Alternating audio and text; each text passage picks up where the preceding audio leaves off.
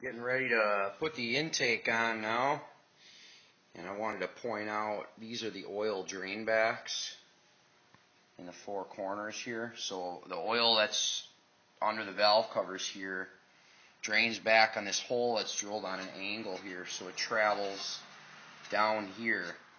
Now what I like to do on this baffle here is trim this back corner off here, and on this side just trim it some so there's nothing in the way of that oil running back down there. And I test fitted the Edelbrock Performer RPM manifold on here, and when you set it on here, I'll get another clip of when it's set in here. You want to look at your air gap all the way down here and here, all four corners. I purchased a Wieland intake manifold a few years back to put on this motor, and I had like, oh geez, it must have been 65 thousandths gap here with the gaskets and slightly torqued down and tight up here. So I had to send that manifold back, and then they sent me another one, and whoever jigged the front of the manifold where the thermostat goes and the water pump bypass nipple, the jig was offset about, what was it, almost a half inch. So I sent that one back 2 in a row. I just threw the stock manifold back on and got her back on the road.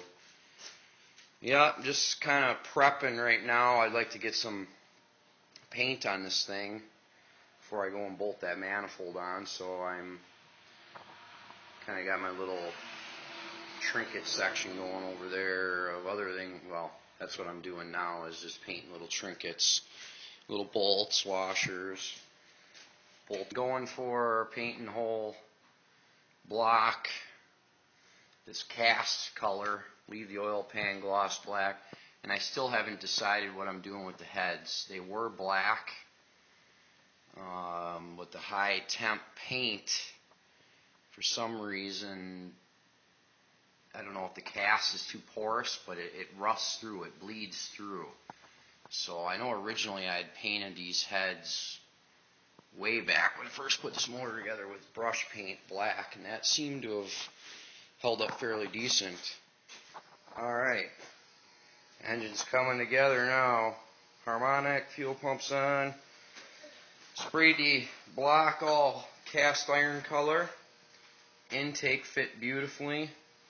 Used these 3/8 Allen bolts, little flat washer and a lock washer under it. Had to custom cut a few of them. And new sending unit. Got the vacuum line for the PCV valve, that right valve cover. I don't have a heater core, so I'm blocking that plug off. I got a 180-degree thermostat in there. And torqued it down. What'd I go with? 40? Around 40 foot-pounds. One on intake bolts. And we got the rocker arm shafts in there. As you can see, these are adjustable. So got these bolts torqued down to spec is like 40, 45. I got them at 40. And you want to be careful. If you've watched any other videos, this bolt right here is longer and the neck of it is shaved down because oil comes up this tube to feed the rocker arm shaft. So then on this side, this is the bolt, this one here. Like I said, it's longer and it's necked down so oil can go by it. Now I got the white lithium grease on all the parts. And then I got my oil pump primer.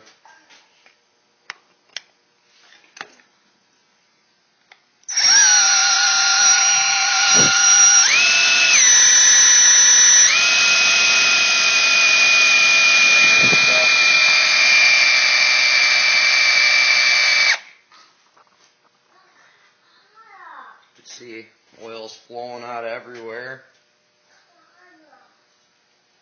So the whole engine's primed now.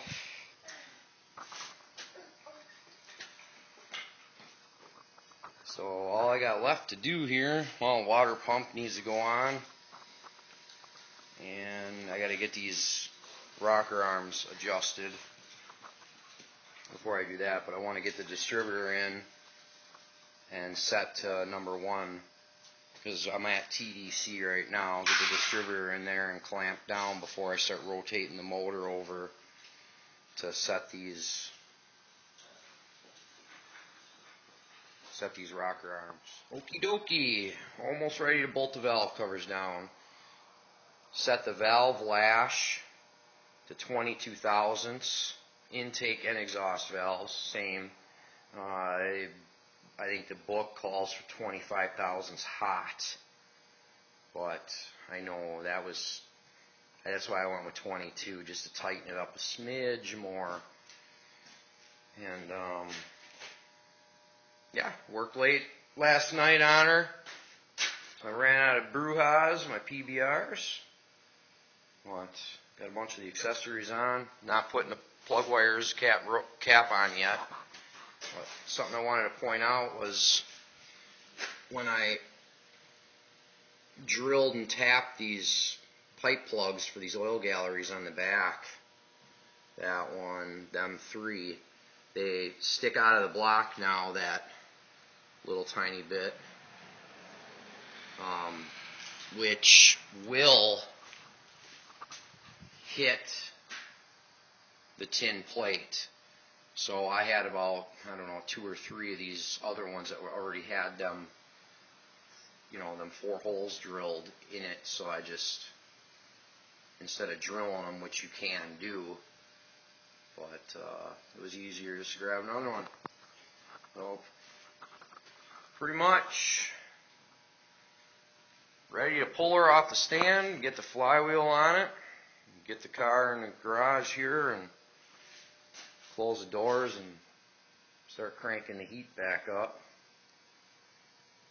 And I put my little Z-bar bracket there on first. Otherwise, when you get the cast iron headers on here, it is like impossible. You need an extension that's way out here to actually get to this bracket, which I'll end up having to do anyways because I just got it shoved all the way in and snugged up. But I'm going to have to bring it back out once it's in the car, and I got the Z-bar in there. And there's 2 little bronze, like clam bushings that go over this. And these motor mounts, I hunted down, 15 years ago. Brand new ones. Old stock Napa still had them. Pretty impressive. Not sure if I'm going to use that hook or not, but keep stuff from falling down in the intake for now. That's a lot of weight to be dangling from that intake manifold there. Alright.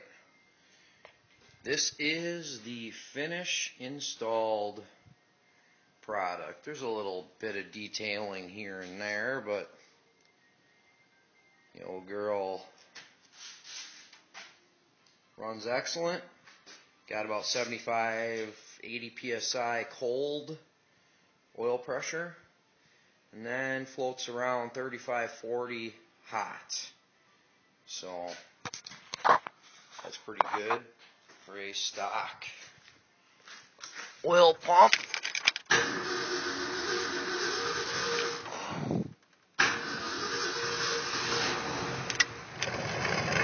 Back of the car exhaust action going on here.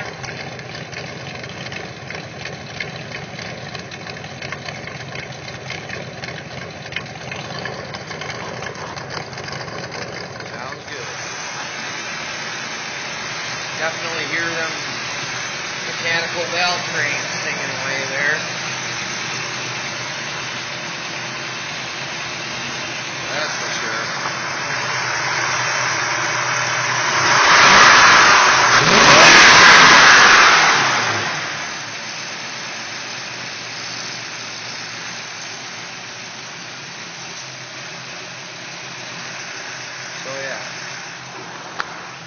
been a long, tedious process, but she is complete. Yeah. Thanks for watching. Click like, subscribe. Peace.